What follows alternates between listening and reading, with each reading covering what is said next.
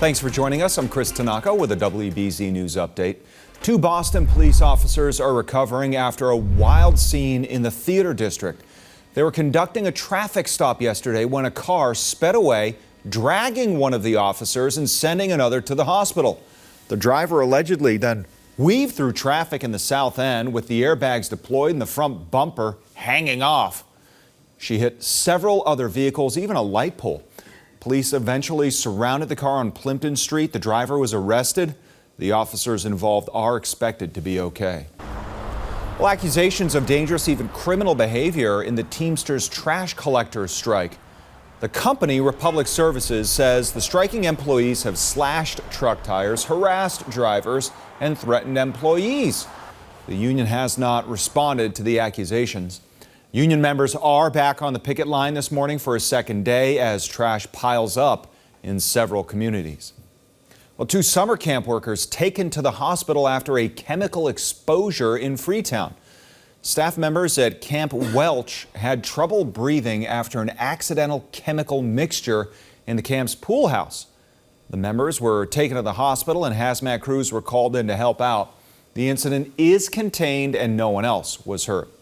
All right, time now for a check of your next weather forecast. Here's Jason Michael. Chris, let's switch gears here and talk about what we're expecting as we march towards the end of the week for this big holiday weekend. Everybody, Independence Day is on Friday. We'll be back into the upper 70s, especially if you're going north to New Hampshire, perhaps even Maine.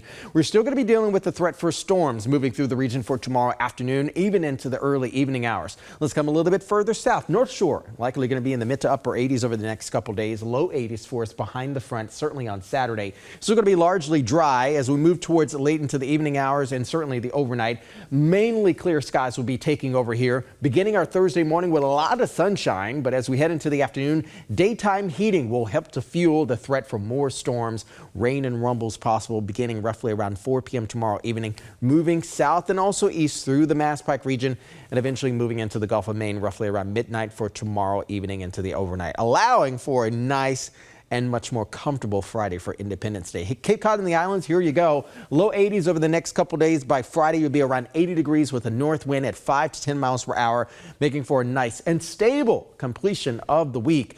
And as we head towards the holiday weekend, Saturday and Sunday, still gorgeous, still, even though we're getting a little bit warmer. We're back into the mid to low 90s, believe it or not, for next Monday and even Tuesday, back into the mid to upper 80s there with more storms fueled by heat and humidity, Chris. All right, Jason, this has been a WBZ News update. I'm Chris Tanaka. Have a great day.